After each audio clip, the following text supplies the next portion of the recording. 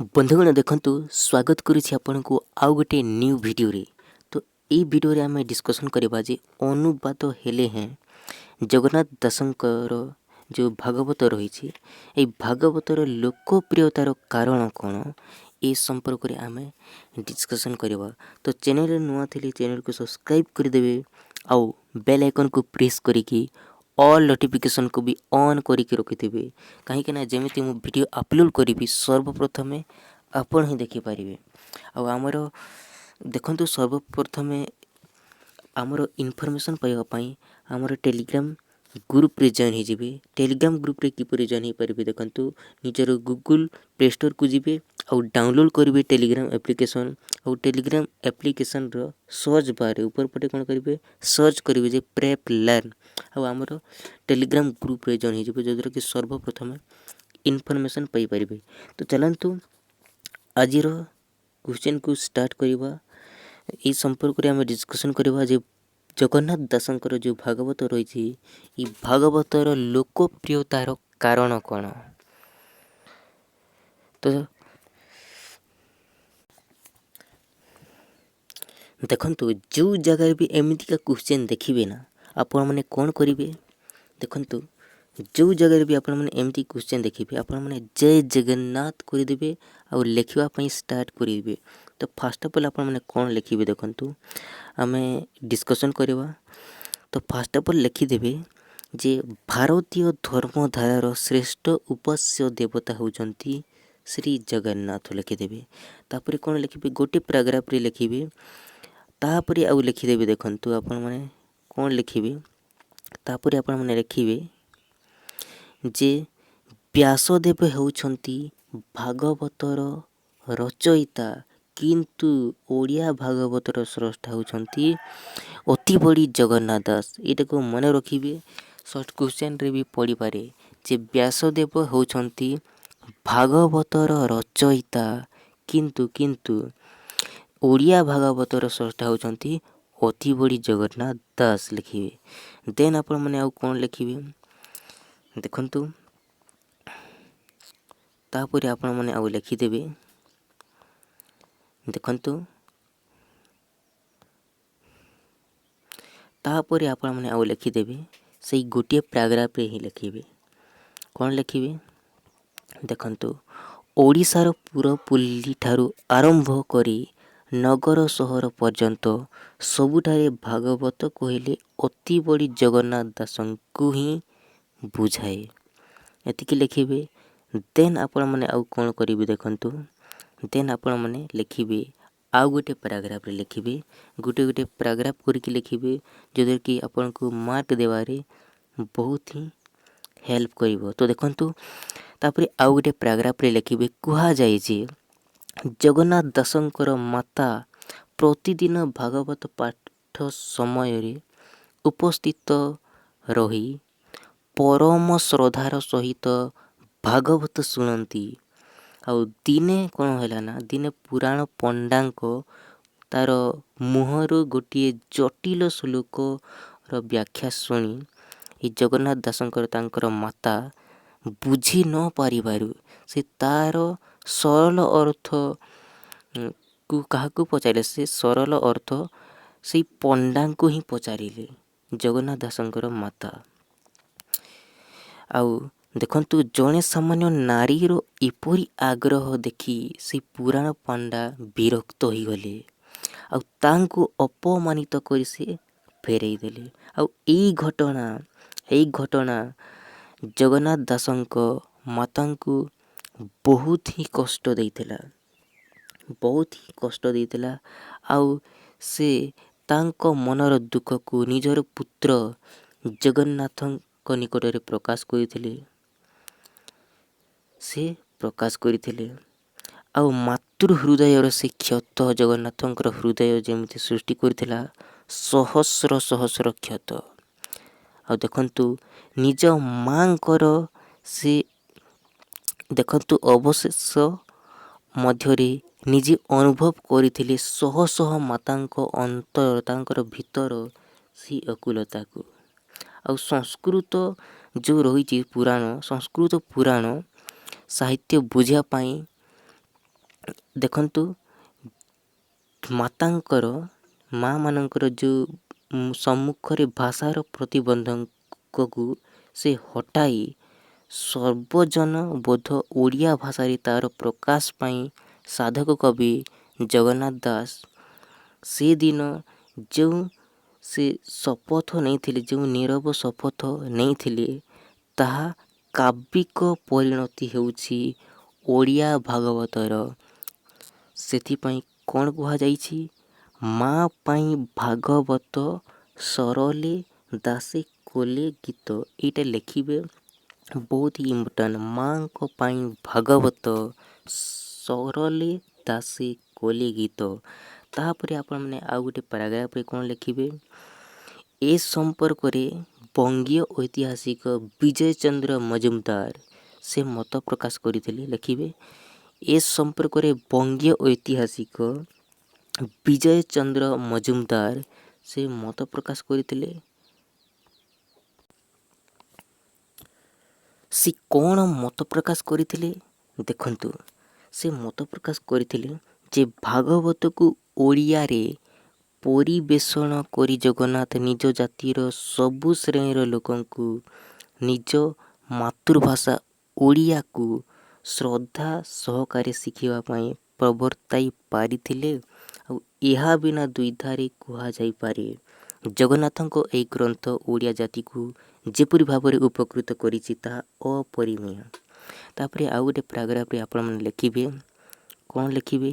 ଦେଖନ୍ତୁ, ଭାଗବତ ଓଡ଼ିଆ, ଦେଖନ୍ତୁ ଭାଗବତ ଯେଉଁ ରହିଛି, ଭାଗବତ ରଚନା କରି ଜଗନ୍ନାଥ ଦାସ ଯେଉଁ ପ୍ରକାର ଲୋକପ୍ରିୟତା ଅର୍ଜନ କରିପାରିଛନ୍ତି, ସେ ପ୍ରକାର ଲୋକପ୍ରିୟତା ଆଉ କୌଣସି ପ୍ରାଚୀନ କବିଙ୍କ ଭାଗ୍ୟରେ ଜୁଟି ନାହିଁ। ଆଉ ଏହାର ପ୍ରଥମ ଆଉ ପ୍ରଧାନ କାରଣ ହେଲା ଭାଗବତର ଗଣବଦ୍ଧତା। ଆଉ ଭାଗବତର ଭାଷା ଏତେ ସରଳ ସାବଲୀଳ ଆଉ ଶ୍ରୁତି ମଧୁର ଯେ ସାଧାରଣ ବ୍ୟକ୍ତିର ବୋଧଗମ୍ୟ ହେବାର ଏହା ଆଦୌ ଅନ୍ତରାୟ ସୃଷ୍ଟି କରିନାହିଁ। ଆଉ ନୀତି ବାକ୍ୟ ଆଉ ଢଗଢମାଲି ପରି ଆଜି ମଧ୍ୟ ଲୋକ ମୁଖରେ ଭାଗବତର ଶତ ଶତ ପଦ ଉଜ୍ଜୀବିତ।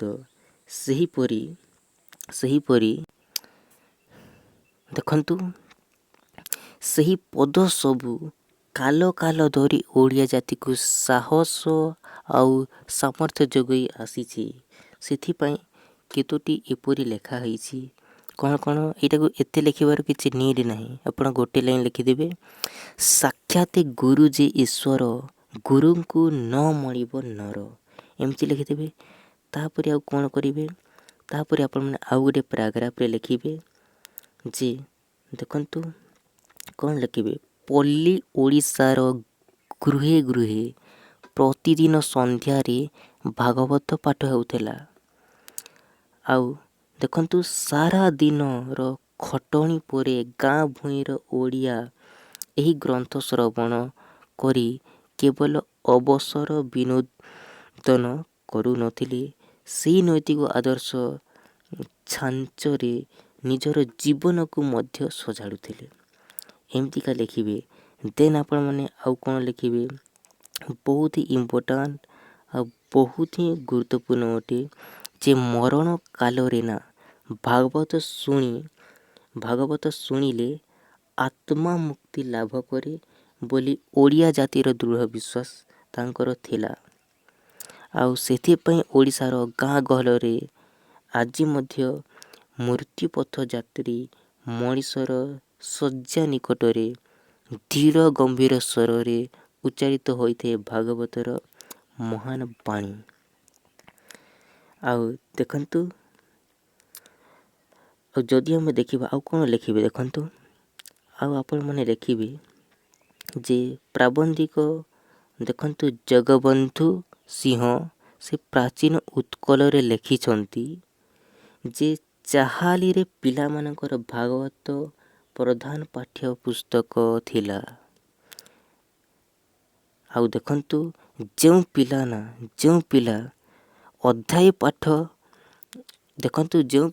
ଅଧ୍ୟାୟ ଭାଗବତ ବୋଲି ପାରିଲା ତାର ବିଦ୍ୟା ଶେଷ ହେଉଥିଲା। ଯିଏ ବି ଅଧ୍ୟାୟ ଯଦି ଭାଗବତ ପଢ଼ି ପାରୁଥିଲା ନା ତାର ବିଦ୍ୟା ଶେଷ ହେଉଥିଲା। ଆଉ ଦେଖନ୍ତୁ ଆଉ ଆପଣମାନେ କ'ଣ ଲେଖିବେ ଦେଖନ୍ତୁ। ତାପରେ ଆପଣମାନେ ଆଉ ଲେଖିବେ ଦେଖନ୍ତୁ ମୃତ୍ୟୁ କାଳରେ ନା ଭାଗବତ ଦିପଦ ଶୁଣିଲେ ମୁକ୍ତି ଲାଭ କରିବାର ଦୃଢ଼ ବିଶ୍ୱାସ ଥିଲା। ଦୃଢ଼ ବିଶ୍ୱାସ ଥିବାରୁ ଓଡ଼ିଆ ନିରକ୍ଷର ନ ରହି ଅକ୍ଷର ଶିଖିବାକୁ ପ୍ରେରଣା ଅନୁଭବ କରିଥିଲା। ଆଉ ଏହି କାରଣରୁ ଓଡ଼ିଶାରେ ସାକ୍ଷାତ ସଂଖ୍ୟା ଅନ୍ୟ ପ୍ରଦେଶ ଦେଖନ୍ତୁ ବିଶେଷ କରି ବଙ୍ଗଳା ତୁଳନାରେ ଥିଲା ଅଧିକ। ଆଉ ଦେଖନ୍ତୁ ଅକ୍ଷର ଯଦି ଆମେ ଦେଖିବା ତ ବଙ୍ଗଳା ଭାଷାରେ ଅଧିକ ଲେଖା ହେଉଥିଲା। ଆଉ ଯଦି ଆମେ ଦେଖିବା ଦେଖନ୍ତୁ ଆଉ କ'ଣ ଲେଖିବେ ଆଉ ଆପଣମାନେ ଭାଗବତର ଭାଷା ସମ୍ବନ୍ଧରେ ଉତ୍କଳମଣି ପଣ୍ଡିତ କ'ଣ କହିଥିଲେ ଦେଖନ୍ତୁ। ଉତ୍କଳମଣି ପଣ୍ଡିତ ଗୋପବନ୍ଧୁ ଦାସ ଗୋଟିଏ ଥର ସେ ମତ ଦେଇଥିଲେ। କ'ଣ ମତ ଦେଇଥିଲେ? ଯେ ଭଲ ଓଡ଼ିଆ ଶିଖିବାକୁ ହେଲେ ଦନେଇ ଦାସଙ୍କ ଗୋପୀ ଭାଷା ଆଉ ଜଗନ୍ନାଥ ଦାସଙ୍କ ଭାଗବତ ପଢ଼ିବା ନିତ୍ୟାନ୍ତ ଦରକାର। ଏଇଟାକୁ ଲେଖିବେ। ଉତ୍କଳମଣି ପଣ୍ଡିତ ଗୋପବନ୍ଧୁ ଦାସ କ'ଣ ମତ ଦେଇଥିଲେ? ଥରେ ସେ ମତ ଦେଇଥିଲେ ଯେ ଭଲ ଓଡ଼ିଆ ଶିଖିବାକୁ ହେଲେ ଦନେଇ ଦାସଙ୍କ ଗୋପୀ ଭାଷା ଆଉ ଜଗନ୍ନାଥ ଦାସଙ୍କ ଭାଗବତ ପଢ଼ିବା ନିତ୍ୟାନ୍ତ ଆବଶ୍ୟକ। ଆଉ ଯଦି ଆମେ ଦେଖିବା ସର୍ଟ କ୍ୱେଶ୍ଚନ୍ ପଡ଼ିବ ମନେ ରଖିବେ। ରାମଚରିତ ମାନସ ଏହାର ରଚୟିତା କିଏ? ତ ଆପଣମାନେ କ'ଣ କରିବେ? ତୁଳସୀ ଦାସ କରିବେ। ଯେତେବେଳେ ଲଙ୍ଗ କ୍ୱେଶ୍ଚନ୍ ଲେଖିବେ ଆଉ ଗୋଟେ ପ୍ୟାରାଗ୍ରାଫ ଲେଖିବେ ଯେ ହିନ୍ଦୀ ଭାଷା ଲୋକଙ୍କ ନିମନ୍ତେ ସନ୍ଥ କବି ତୁଳସୀ ଦାସ ତାଙ୍କର ରାମଚରିତ ମାନସ ଯେପରି ସୁଖପାଠ୍ୟ ଇଂରେଜୀ ଭାଷାଙ୍କ ନିମନ୍ତେ ବାଇବେଲ ସେହିପରି ଶାନ୍ତିଦାୟକ। ଆଉ ଓଡ଼ିଆ ଭାଷୀଙ୍କ ପାଇଁ ଜଗନ୍ନାଥ ଦାସଙ୍କ ଶ୍ରୀମଦ୍ ଭାଗବତ ସେହିପରି ସୁଖପାଠ୍ୟ। ଆଉ ଓଡ଼ିଆ ଜାତି ଭାଗବତ ବିନା ବଞ୍ଚିପାରିବ ନାହିଁ। ଆଉ ଓଡ଼ିଶାରେ ଏପରି କୌଣସି ଗ୍ରାମ ନାହିଁ ଯେଉଁଠି ଲୋକମାନେ ଭାଗବତ ପଢ଼ନ୍ତି ନାହିଁ। ଦେଖନ୍ତୁ ତାପରେ ଆଉ କ'ଣ ଲେଖିବେ? ମେଦିନୀପୁରରୁ ଗୋଦାବରୀ ତୀର ପର୍ଯ୍ୟନ୍ତ ଯେଉଁଠି ଓଡ଼ିଆ ଜାତି ଜୀବିତ, ଯେଉଁଠି ଓଡ଼ିଆ ଘର ଅବସ୍ଥିତ ସେଇଠି ଭାଗବତ ପଢ଼ା ଚାଲିଛି। ଆଉ ଏବେ ମଧ୍ୟ ବଙ୍ଗ ଭାଷାରେ ଲିଖିତ ଓଡ଼ିଆ ଭାଗବତ ମେଦିନୀପୁର ଜିଲ୍ଲାରେ ଓଡ଼ିଆ ଲୋକେ ପଢ଼ୁଛନ୍ତି। ଆଉ ଓଡ଼ିଆ ଭାଗବତ ଉଭୟ ବଙ୍ଗ ଆଉ ଓଡ଼ିଆ ଭାଷାରେ ଲେଖାଯାଇ ପଢ଼ାଯାଉଛି। ତାପରେ ଆଉ କ'ଣ ଲେଖିବେ? ଏଇଟା ଲେଖିବାର କିଛି ନିଡ୍ ନାହିଁ। ଯେତେବେଳେ ଲଙ୍ଗ କ୍ୱେଶ୍ଚନ୍ ଲେଖିବେ ଦେଖନ୍ତୁ କିନ୍ତୁ ଜାଣିଥିବା ଦରକାର ଯେ ଓଡ଼ିଆ ଦେଖନ୍ତୁ ଯେଉଁ ଭାଗବତ ଯେଉଁ ଜଗନ୍ନାଥ ଦାସ ଲେଖିଛନ୍ତି ତା ଛଡ଼ା ଆଉ କ'ଣ ଭାଗବତ ଥିଲା। ଦେଖନ୍ତୁ ଖଡ଼ଙ୍ଗା ଭାଗବତ ଯେଉଁଟାକି ଦଶ ଶତାବ୍ଦୀରେ ହୋଇଥିଲା। କାହାଙ୍କ ଦ୍ୱାରା ରଚିତ ହୋଇଥିଲା? ଦୀନବନ୍ଧୁ ଦାସଙ୍କ ଦ୍ୱାରା। ଆଉ ଯଦି ଆମେ ଦେଖିବା ଜାନକୀ ବଲ୍ଲଭ କୃତ ଓଡ଼ିଆ ଭାଗବତ ଏଇଟା ଅଷ୍ଟାଦଶ ଶତାବ୍ଦୀରେ ହୋଇଥିଲା। ଏହାକୁ ରଚନା କିଏ କରିଥିଲେ? ଜାନକୀ ବଲ୍ଲଭ କର ଶର୍ମା ରଚନା କରିଥିଲେ। ଆଉ ଯଦି ଆମେ ଦେଖିବା ଦେଖନ୍ତୁ କୃଷ୍ଣଚରଣ ପଟ୍ଟନାୟକ ତାଙ୍କର ଭାଗବତ ଯଦି ଆମେ ଦେଖିବା ଦେଖନ୍ତୁ 1938 ମସିହାରେ ହୋଇଥିଲା। ଯିଏକି କିଏ କହିଥିଲେ ଦେଖନ୍ତୁ ସେ ପ୍ରଥମ ଥର ପାଇଁ ଦେଖନ୍ତୁ ରସୁଲକୋଣ୍ଡା ହାଇସ୍କୁଲ ଚିତ୍ର ଶିକ୍ଷକ ଶ୍ରୀ ଉଦୟନାଥ ନାୟକଙ୍କ ଦ୍ୱାରା ଏଇଟା ରଚନା ହୋଇଥିଲା। ଏଇଟା ପ୍ରକାଶିତ ହୋଇଥିଲା। ଆପଣମାନେ ଦେଖିଦେବେ। ଏମିତିକା ଆହୁରି ରହିଛି। ଦେଖନ୍ତୁ ଆଉ ଗୋଟେ ରହିଛି ନୃସିଂହ ଚରଣ ଭାଗବତ। ଏଇଟାକୁ ରଚନା କିଏ କରିଥିଲେ? ଦେଖନ୍ତୁ ଢେଙ୍କାନାଳ ହାଇସ୍କୁଲର ସେ ସମୟର ହେଡ଼ମାଷ୍ଟର ରଚନା କରିଥିଲେ। ଯିଏକି 1938 ମସିହାରେ ପ୍ରକାଶ କରିଥିଲେ। ତାପରେ ଦେଖନ୍ତୁ ଆପଣମାନେ ଯେତେବେଳେ ଲଙ୍ଗ କ୍ୱେଶ୍ଚନ୍ ଲେଖିବେ ଆଉ ଗୋଟେ ପ୍ୟାରାଗ୍ରାଫରେ କ'ଣ ଲେଖିବେ ଦେଖନ୍ତୁ। ଆଉ ଗୋଟେ ପ୍ୟାରାଗ୍ରାଫରେ ଲେଖିବେ ଯେ ପରବର୍ତ୍ତୀ ସମୟରେ ସାହିତ୍ୟ ସୃଷ୍ଟି ନିମନ୍ତେ ଭାଗବତର ଭୂମିକା ଅସ୍ୱୀକାର କରିହେବ ନାହିଁ। ଦେଖନ୍ତୁ ସେହି ସମୟ ସାହିତ୍ୟିକ ରଚନା ରସକଲ୍ଲୋଳ, ବିଦଗ୍ଧ ଚିନ୍ତାମଣି ଇତ୍ୟାଦି ଭାଗବତ ଧର୍ମଧାରାର ପ୍ରଭାବ ପରି ଦୃଷ୍ଟ ହୁଏ। ଆଉ ଦିବାକର ଦାସ, ରାମ ଦାସ, ଦ୍ୱାରିକା ଦାସ, ଗୋବିନ୍ଦ ଭଞ୍ଜ, ଭୂପତି ପଣ୍ଡିତ, ଦୀନକୃଷ୍ଣ ଦାସ, ଭକ୍ତଚରଣ ଦାସ, ଉପେନ୍ଦ୍ର ଭଞ୍ଜ, ଆଉ ବ୍ରଜନାଥ ବଡ଼ଜେନା, ଅଭିମନ୍ୟୁ ସାମନ୍ତ ସିଂହାର ଏମିତି ଅନେକ କବିମାନେ ଥିଲେ ଯିଏକି ଭାଗବତର କଥାବସ୍ତୁରୁ ହିଁ ସେ ଆକଳନ କରିକି ସେ ଅସଂଖ୍ୟ ଗ୍ରନ୍ଥ ରଚନା କରି ସଫଳ ହୋଇଥିଲେ ଆଉ ସାହିତ୍ୟ ଭଣ୍ଡାର ସମୃଦ୍ଧିଶାଳୀ କରିପାରିଛନ୍ତି ଏଇ କବିମାନେ। ଏଇ ଭାଗବତରୁ ହିଁ ସେମାନେ ସାହିତ୍ୟରେ ବିଭିନ୍ନ କାବ୍ୟ କବିତା ଗ୍ରନ୍ଥ ବିଭିନ୍ନ ରଚନା କରିପାରିଛନ୍ତି। ଆଉ ଯଦି ଆମେ ଦେଖିବା ରାଧାନାଥ ରାୟ କଥା ଆଉ ପଣ୍ଡିତ ଗୋପବନ୍ଧୁ ଦାସ ଏମାନେ ବି ଭାଗବତରୁ ହିଁ କରିଛନ୍ତି। ତାପରେ ଦେଖନ୍ତୁ ତାପରେ ଆଉ କ'ଣ ଲେଖିବେ ଦେଖନ୍ତୁ ତାପରେ ଆପଣମାନେ ଲେଖିବେ ଅତି ବଡ଼ି ଜଗନ୍ନାଥ ଦାସଙ୍କ ଜନ୍ମସ୍ଥାନ କପିଳେଶ୍ୱରପୁର ଶାସନ। ଆଉ ଦେଖନ୍ତୁ ଏହା ପୁରୀର ଉତ୍ତର ପଶ୍ଚିମକୁ 3 କ୍ରୋଶ ଦୂରରେ ଅବସ୍ଥିତ।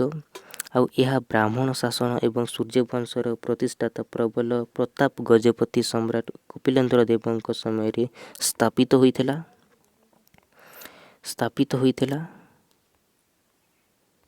ତାପରେ ଦେଖନ୍ତୁ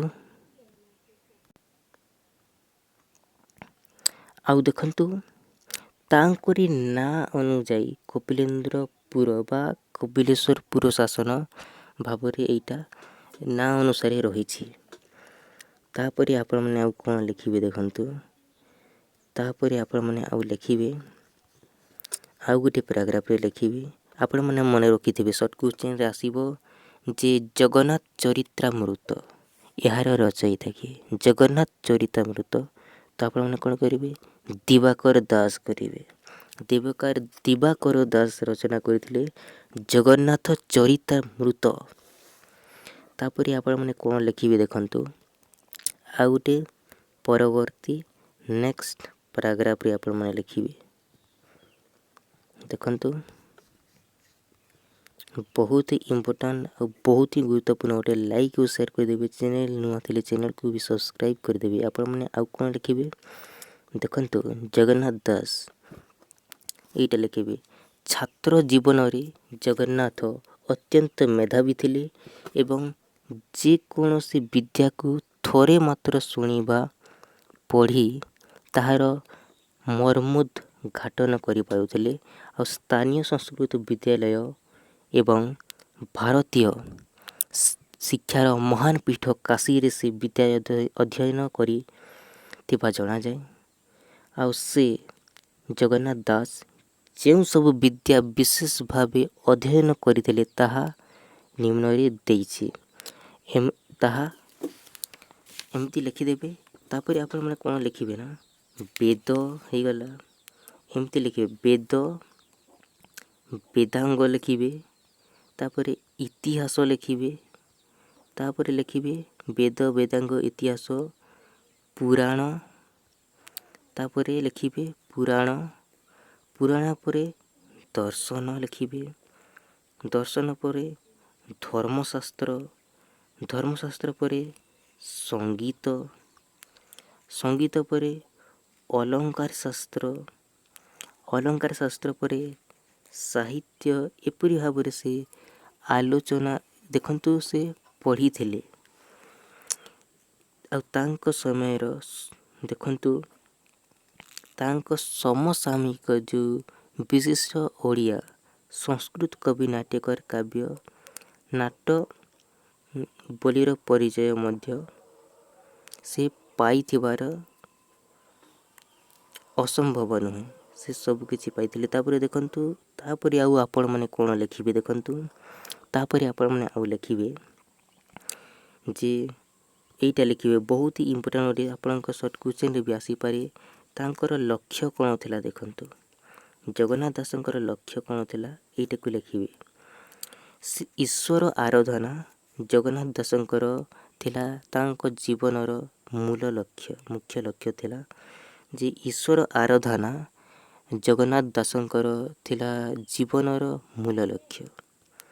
ଆଉ ଶ୍ରୀ ଜଗନ୍ନାଥଙ୍କର ସେ ପ୍ରକୃତରେ ଦାସ ଥିଲେ ଏବଂ ସାଂସାରିକ ମାୟା ପ୍ରତି ଆକୃଷ୍ଟ ନ ହୋଇ ଭଗବତ ଜୀବନଯାପନ ଉପଲକ୍ଷେ ସେ 19 ବର୍ଷ ବୟସରେ ଶ୍ରୀ ପୁରୁଷୋତ୍ତମ କ୍ଷେତ୍ରକୁ ନିଜ ଜୀବନ ପରମ ତୀର୍ଥ ଭାବରେ ଗ୍ରହଣ କରିନେଲେ। ଆଉ ତାଙ୍କ ପରବର୍ତ୍ତୀ ଜୀବନ ମୁଖ୍ୟତଃ ସେହି ଶ୍ରୀକ୍ଷେତ୍ରରେ ହିଁ କଟିଥିଲା, ଯାହା ତାଙ୍କ ଜୀବନର ପ୍ରକାଶ ପର୍ବର ପରିସରଭୁକ୍ତ ହୋଇକି ରହିଛି। ତ ଏତିକି ଲେଖିବେ। ଭିଡ଼ିଓଟି କେମିତି ଲାଗିଲା କମେଣ୍ଟ କରିକି ନିହାତି ଜଣେଇବେ। ଆଉ ଚ୍ୟାନେଲ୍ ନୂଆ ଥିଲେ ଆପଣମାନେ ଚ୍ୟାନେଲ୍କୁ ବି ସବସ୍କ୍ରାଇବ୍ କରିଦେବେ। ଆଉ ଜୟ ଜଗନ୍ନାଥ କରିକି ଗୋଟେ ଲାଇକ୍ କରିବା ପାଇଁ ଭୁଲିବେ ନାହିଁ। ଆଉ କମେଣ୍ଟ ମାଧ୍ୟମରେ କମେଣ୍ଟ କରିକି ଜଣେଇବେ। ତାପରେ ପରବର୍ତ୍ତୀ ସମୟରେ ଆହୁରି ଆମେ ଡିସ୍କସନ୍ କରିବା। So thank you so much. ଜୟ ହିନ୍ଦ ବନ୍ଧୁଗଣ।